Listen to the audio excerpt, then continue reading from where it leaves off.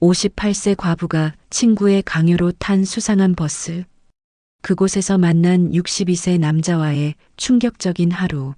서울 외곽 빌라에서 홀로 지내던 윤혜정.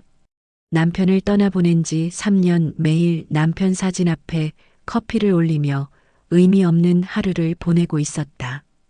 그런데 어느 날 절친 정옥자가 들이닥쳐 썩기 전에 나와 라며 강제로 끌고 간 곳은 커튼이 쳐진 낡은 관광버스? 힐링 버스 투어라는 수상한 스티커가 붙은 이 버스 안에서 혜정이 뽑은 번호는 8번. 그리고 맞은편에서 손을 든 회색 모자의 남자. 전직 체육교사 김도훈. 처음이시죠? 네, 친구가 억지로. 어색한 첫 만남부터 시작된 이들의 하루는 과연 어떻게 흘러갔을까? 버스 안 커플 게임에서 손을 잡는 순간 느낀 전율, 그리고 숙소에서 벌어진 예상치 못한 상황까지. 사별 후 처음 느끼는 설렘과 두려움 사이에서 흔들리는 두 중년의 이야기가 지금 시작됩니다. 서울 외곽의 작은 빌라 2층. 윤혜정의 하루는 언제나 같은 시간에 시작됐다. 오전 7시 30분, 알람도 맞추지 않았는데 정확히 그 시간에 눈이 떠졌다. 침실벽에 걸린 남편 박민수의 영정사진이 첫 번째로 눈에 들어왔다. 40대 초반의 그가 환하게 웃고 있는 모습이었다. 혜정은 일어나 세수를 하고 커피를 내렸다. 두 잔을 내리는 습관은 여전했다. 한 잔은 자신이 마시고 다른 한 잔은 남편 사진 앞 재단에 올려뒀다. 여보, 오늘도 다녀올게요. 어디를 가겠다는 것도 아니었다. 그냥 하루를 보내고 오겠다는 의미였다. 남편이 간암 진단을 받고 6개월 만에 세상을 떠난 지 벌써 3년이 지났다. 처음 1년은 울기만 했다. 두 번째 해에는 분노했다. 왜 하필 착한 사람부터 데려가느냐고 하늘을 원망했다. 그리고 세 번째 해인 지금은 그냥 무감각했다. 슬프지도 화나지도 않았다. 그저 시간이 흐르는 대로 살았다. 혜정에게는 시집간 딸 하나가 있었지만 한 달에 한 번 안부 전화를 받는 게 전부였다. 며느리 눈치가 보인다며 자주 오지는 못했다. 혜정도 굳이 오라고 하지 않았다. 각자 사는 게 편했다. 그날도 점심은 컵라면으로 때우고 TV 앞에 앉았다. 홈쇼핑에서는 건강기능식품을 팔고 있었다. 면역력 증진에 탁월한 효과. 진행자의 목소리가 귀에 들어오지 않았다. 리모컨을 누르며 채널을 돌렸다. 드라마, 뉴스, 예능 프로그램. 어느 것도 흥미롭지 않았다. 오후 3시쯤 현관문이 거칠게 열리는 소리가 들렸다. 혜정은 깜짝 놀라 일어났다. 현관 비밀번호를 아는 사람은 딸과 정옥자뿐이었는데 딸은 일하는 시간이었다. 혜정아, 어디 있어? 정옥자의 목소리였다. 혜정과 같은 나이로 20년 넘게 친구로 지내온 사이였다. 옥자는 남편과 사별한 후 재혼해서 지금은 행복하게 살고 있었다. 가끔 혜정을 보러 와서는 너도 새 사람 만나라고 잔소리를 했다. 여기 있어요. 혜정이 거실에서 대답하자 옥자가 성큼성큼 들어왔다. 평소보다 화려하게 차려입었다. 새로 한 파마에 진한 화장, 그리고 명품 가방까지 들고 있었다. 야, 이 꼴이 뭐야? 언제까지 이러고 살 거야? 옥자는 혜정의 모습을 보고 혀를 찼다. 혜정은 3일째 입고 있는 트레이닝복 차림에 머리는 산발이었다. 갑자기 왜 와서 그래요? 당장 옷 갈아입어. 오늘 버스 타러 가야 해. 무슨 버스요? 묻지 마. 그냥 따라와. 이러다 진짜 사람 썩겠다. 옥자는 혜정의 손을 잡아 끌었다. 혜정은 영문도 모른 채 옷장을 뒤져 그나마 깔끔한 블라우스와 바지를 꺼냈다.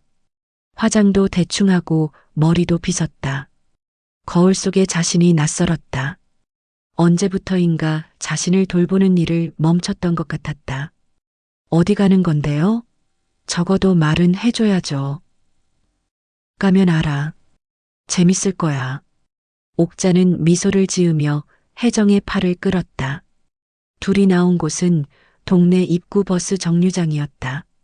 그런데 거기에는 평소에 보던 시내버스가 아니라 낡은 관광버스 한 대가 서 있었다. 버스 앞유리에는 커튼이 쳐져 있어서 안이 보이지 않았다. 운전석 옆에는 힐링 버스 투어 마음의 쉼표라는 붉은 스티커가 붙어 있었다. 설마 이 버스요? 혜정이 놀란 표정으로 물었지만 옥자는 이미 버스 문 앞에 서 있었다. 버스 문이 열리고 40대로 보이는 여자가 나왔다. 안녕하세요. 힐링 버스 투어 총무 김영희입니다. 윤혜정님 맞으시죠?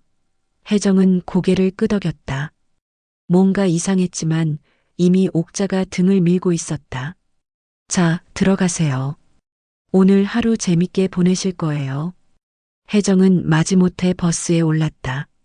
그 순간 자신도 모르게 가슴이 두근거렸다. 3년 만에 느끼는 설렘이었다. 버스 안은 혜정이 상상했던 것과 완전히 달랐다. 일반 관광버스의 좌석 배치와는 전혀 다른 모습이었다.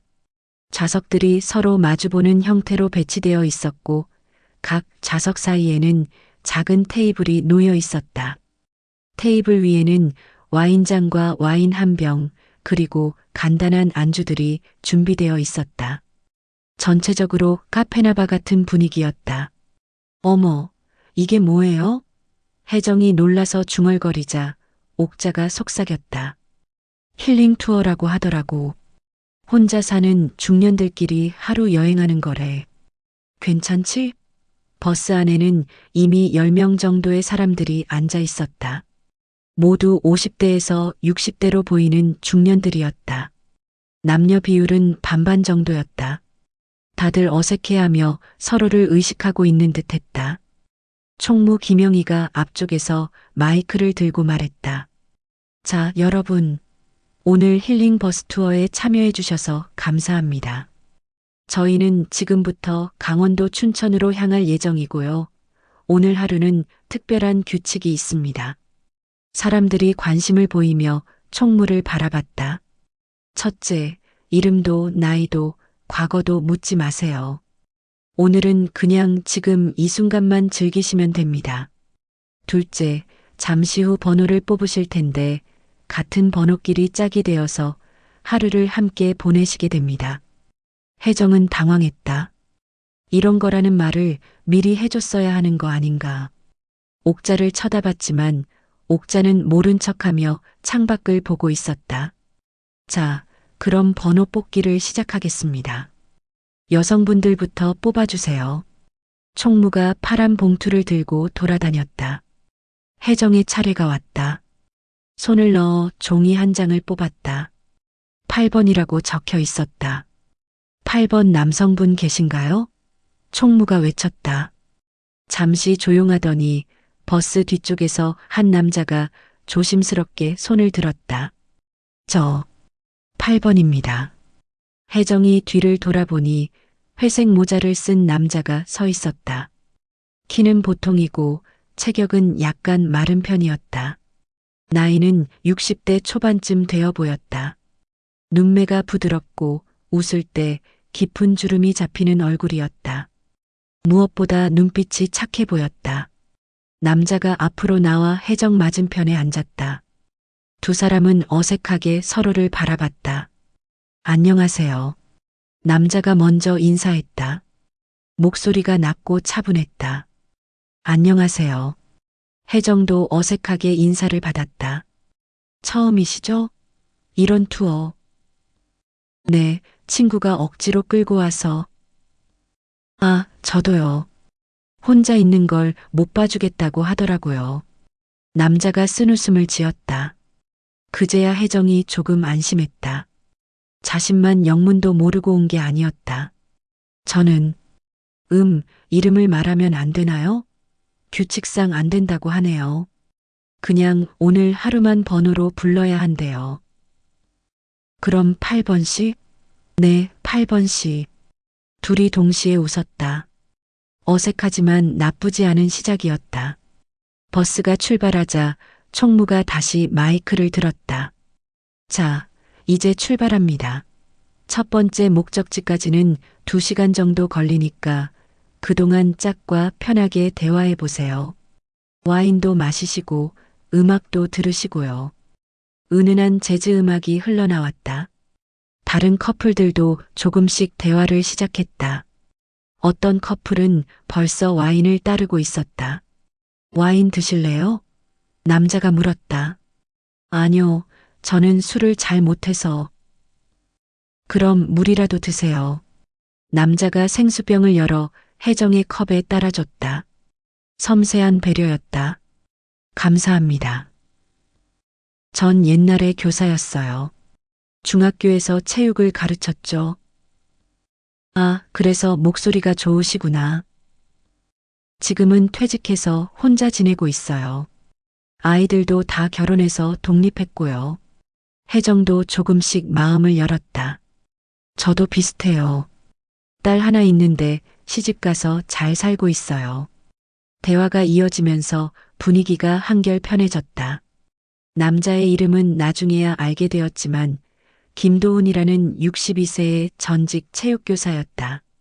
아내를 6년 전에 암으로 잃고 혼자 살고 있었다. 혜정과 비슷한 처지였다. 창밖으로 고속도로 풍경이 빠르게 지나갔다. 오랜만에 서울을 벗어나는 여행이었다.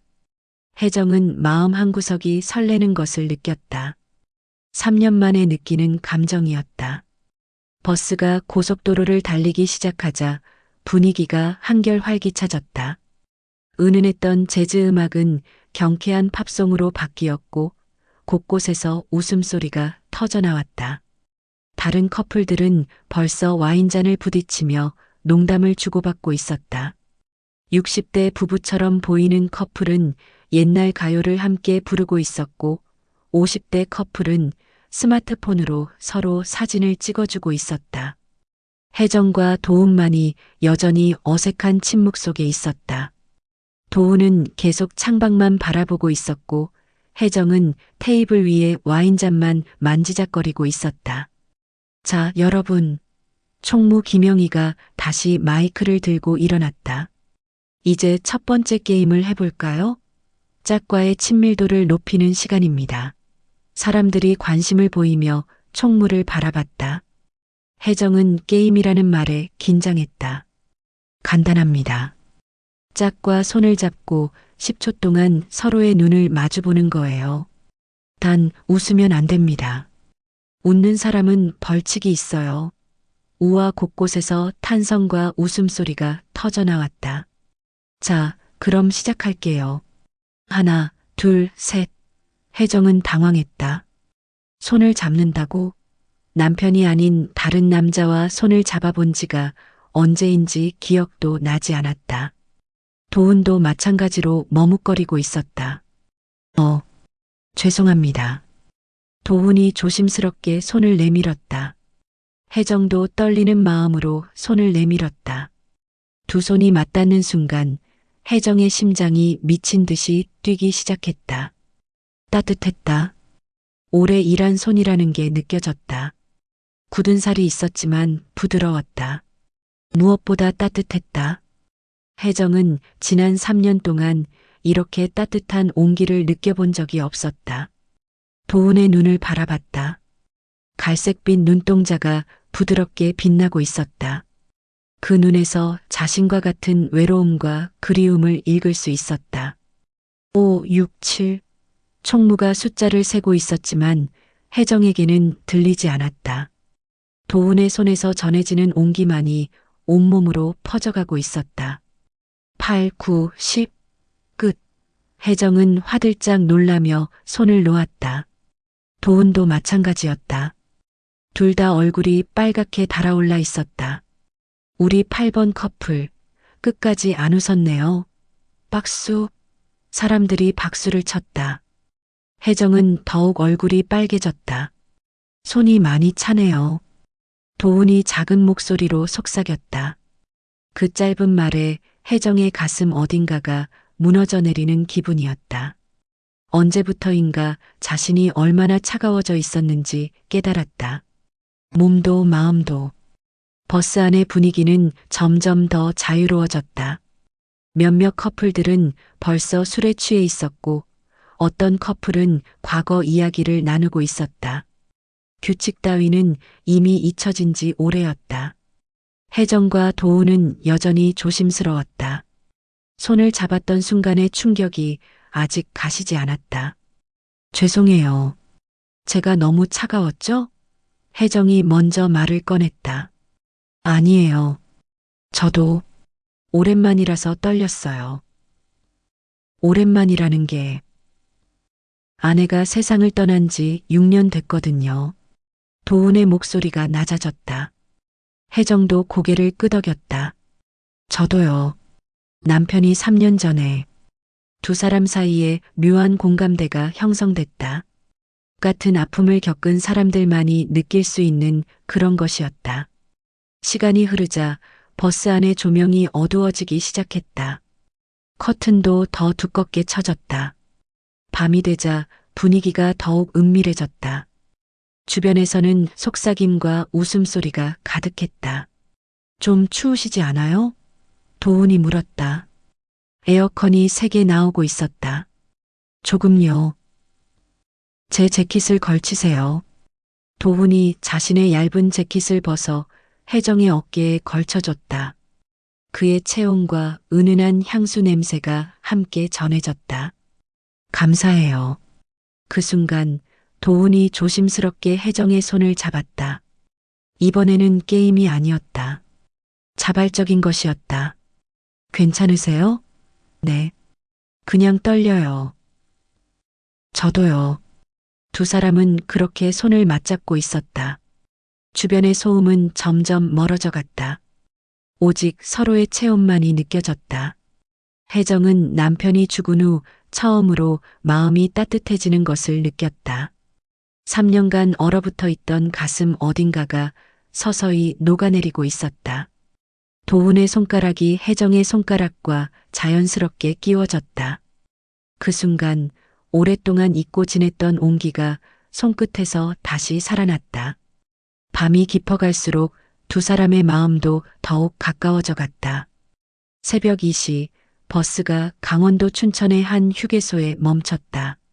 사람들은 하나둘 버스에서 내려 화장실을 다녀오거나 잠시 바람을 쐬었다. 혜정과 도훈도 함께 내렸다. 차가운 새벽 공기가 얼굴을 스쳤다. 휴게소는 한산했다. 24시간 편의점만 불이 켜져 있었고 자판기 몇 대가 웅웅거리는 소리만 들렸다. 두 사람은 편의점에서 따뜻한 커피를 사서 밖에 벤치에 앉았다. 별이 정말 많네요. 혜정이 하늘을 올려다보며 말했다. 서울에서는 볼 수 없는 별들이 가득했다. 그러게요. 오랜만에 보는 것 같아요. 도훈도 함께 하늘을 바라봤다.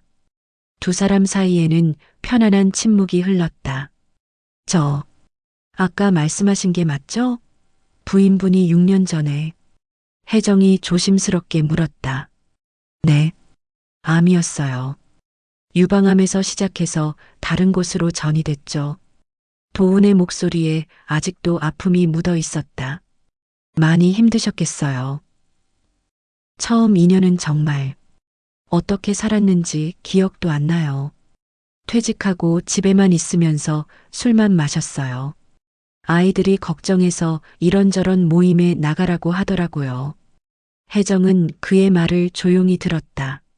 자신의 이야기를 듣는 것 같았다. 저도 비슷해요. 남편이 간암으로 6개월 만에 갔어요. 많이 빨리 가셨네요. 너무 빨랐어요. 아직도 믿어지지 않아요. 아침에 일어나면 옆에 있을 것 같고. 혜정의 목소리가 떨렸다. 도훈이 조심스럽게 그녀의 어깨에 손을 올렸다. 저도 그래요. 가끔 문 열리는 소리가 들리면 왔나? 하고 뛰어나가죠. 두 사람은 서로를 바라봤다. 같은 아픔을 겪은 사람들만이 나눌 수 있는 깊은 이해가 있었다. 아이들은 어떠세요? 딸 둘이 있어요. 다 결혼해서 잘 살고 있어요. 가끔 안부 전화 받는 게 전부죠. 혜정님은 딸 하나 있어요. 역시 결혼해서 바쁘다고 자주는 못 와요. 외로우시겠어요. 글쎄요. 익숙해졌나 봐요. 처음엔 너무 외로웠는데 이젠 혼자 있는 게 편해요. 혜정이 쓴웃음을 지었다. 저도 그래요. 사람들이 새로 만나라고 하는데 솔직히 자신이 없어요. 이 나이에 새로운 사람과 뭘 할 수 있겠어요? 맞아요. 젊을 때도 아닌데. 두 사람은 동시에 웃었다. 처음으로 편하게 웃는 것 같았다. 그런데 오늘 이 버스에 타게 된 게 신기해요. 혜정이 말했다. 저도요. 친구가 억지로 끌고 나왔는데 생각보다 나쁘지 않네요. 처음엔 당황했어요. 이런 줄 몰랐거든요. 손잡을 때 정말 떨렸어요. 도훈이 솔직하게 말했다. 혜정도 고개를 끄덕였다. 저도요. 남편 말고 다른 사람 손을 잡아본 지가 정말 오래됐어요. 부담스러우셨을 텐데 죄송해요. 아니에요. 오히려 따뜻했어요. 혜정의 말에 도훈의 얼굴이 붉어졌다. 휴게소 방송이 나왔다. 춘천행 관광버스 승객 여러분, 출발 준비해 주세요. 벌써 가야 하나 봐요. 두 사람은 아쉬워하며 일어났다. 버스로 돌아가는 길, 도훈이 말했다. 혜정님, 오늘 하루 정말 즐거웠어요. 저도요. 오랜만에 이렇게 마음이 편했어요. 버스에 올라타니 다른 사람들은 이미 잠들어 있었다. 조명도 완전히 꺼져 있었다. 혜정과 도훈은 조용히 자리에 앉았다. 총무가 작은 목소리로 안내했다. 이제 숙소로 향합니다. 30분 후에 도착할 예정이고요. 방 배정은 미리 해뒀습니다. 혜정은 갑자기 불안해졌다. 숙소라니? 방 배정이라니? 이런 얘기는 처음 듣는 것 같았다. 조금 후 총무가 방 배정표를 나눠줬다. 혜정이 자신의 것을 보고 얼어붙었다. 8번 커플 일실 도훈도 같은 종이를 보고 당황한 표정이었다. 이게 뭔가요? 혜정이 작은 목소리로 물었다. 같은 방을 쓰라는 건가요? 도훈도 당황스러워했다. 총무가 작은 목소리로 설명했다. 힐링 투어의 특별함이에요. 진짜 커플처럼 하루를 보내는 거죠. 물론 강요는 아니고요. 불편하시면 따로 방을 잡을 수도 있어요. 혜정과 도훈은 서로를 바라봤다. 둘 다 얼굴이 빨갛게 달아올라 있었다. 어떻게 할까요? 도훈이 조심스럽게 물었다. 혜정은 마음이 복잡했다. 무서우면서도 설렜다. 3년 만에 느끼는 감정이었다. 펜션에 도착한 시간은 새벽 3시였다. 작은 통나무 집들이 옹기종기 모여있는 조용한 곳이었다. 혜정과 도훈은 8번 방 열쇠를 받고 무거운 발걸음으로 향했다. 복도를 걸으며 둘 다 아무 말이 없었다. 방문을 여는 순간 혜정은 안도의 숨을 쉬었다. 다행히 침대가 2개 있었다. 하나는 더블베드, 하나는 소파베드였다. 도훈도 같은 마음이었는지 어깨가 축 늘어졌다. 제가 소파에서 잘게요. 도훈이 먼저 말했다. 아니에요. 제가 잘게요. 손님인데 어떻게. 괜찮습니다. 소파가 더 편할 것 같아요. 둘이 실갱이 하다가 결국 도훈이 소파에서 자기로 했다. 혜정은 간단히 씻고 침대에 누웠지만 잠이 오지 않았다. 3미터도 안 되는 거리에 낯선 남자가 누워 있다는 게 신기하면서도 어색했다. 도훈도 마찬가지였다. 소파에 누워 천장을 바라보며 오늘 하루를 되돌아봤다. 손을 잡았을 때의 따뜻함, 휴게소에서의 대화, 그리고 지금 이 상황까지 꿈만 같았다. 잠 안 오세요? 혜정이 작은 목소리로 물었다. 네, 잠이 잘 안 와요. 저도요. 잠시 침묵이 흐른 후 혜정이 다시 말했다. 오늘 정말 고마웠어요. 저야말로요. 오랜만에 이렇게 편한 시간이었어요. 손 잡을 때 놀라셨죠? 조금요. 하지만 나쁘지 않았어요. 혜정이 용기를 내어 일어나 소파 쪽으로 갔다. 도훈이 놀란 표정으로 일어나 앉았다. 뭐 하시는 거예요? 그냥 가까이서 이야기하고 싶어서요. 혜정이 소파 끝에 조심스럽게 앉았다. 도훈은 한쪽으로 몸을 피했다. 무섭지 않으세요? 낯선 남자와. 처음엔 무서웠어요. 하지만 지금은 괜찮아요. 두 사람은 낮은 조명 아래서 서로를 바라봤다. 혜정의 얼굴이 부드럽게 빛나고 있었다. 도훈님, 네. 이상한 말 같겠지만 오늘 처음으로 살아있다는 기분이 들어요. 도훈의 가슴이 뭉클했다. 저도요. 3년 동안 그냥 시간만 보내고 있었는데 우리 참 바보 같아요. 이렇게 살 필요 없었는데. 혜정이 쓴웃음을 지었다. 아직 늦지 않았을까요? 뭐가요? 다시 시작하는 게요. 도훈의 말에 혜정의 심장이 뛰기 시작했다. 그때 도훈이 조심스럽게 혜정의 손을 잡았다. 이번에는 게임도 아니고 호기심도 아니었다. 진심이었다. 혜정님, 네. 이상한 말 같겠지만 오늘 하루가 지난 6년 중에 가장 행복했어요. 혜정의 눈에 눈물이 고였다. 기쁨의 눈물이었다. 저도요. 정말로요. 두 사람은 그날 밤 손을 잡은 채로 소파에서 잠들었다. 서로의 체온을 느끼며 오랜만에 평안한 잠에 빠져들었다. 다음 날 아침 혜정이 먼저 눈을 떴다. 도훈이 자신의 손을 꼭 잡고 있는 것을 보고 미소 지었다. 이런 아침이 언제였던가. 여행이 끝나고 서울로 돌아온 후에도 두 사람의 만남은 계속됐다. 매주 토요일 부평역 근처의 작은 카페에서 만나 커피를 마셨다. 처음에는 어색했지만 시간이 지날수록 편해졌다. 도훈은 여전히 조심스러웠다. 성급하게 굴지 않으려고 노력했다. 혜정도 그런 그가 고마웠다. 서두르지 않는 사랑이 있다는 걸 처음 알았다. 3개월이 지난 어느 토요일, 도훈이 조심스럽게 말을 꺼냈다. 혜정 씨, 우리 정말 다시 시작해 볼까요? 무엇을요? 사랑을요. 이 나이에 바보 같지만 이 나이라서 더 소중한 거 아닐까요? 혜정의 대답에 도훈이 환하게 웃었다. 그럼 정말로? 네.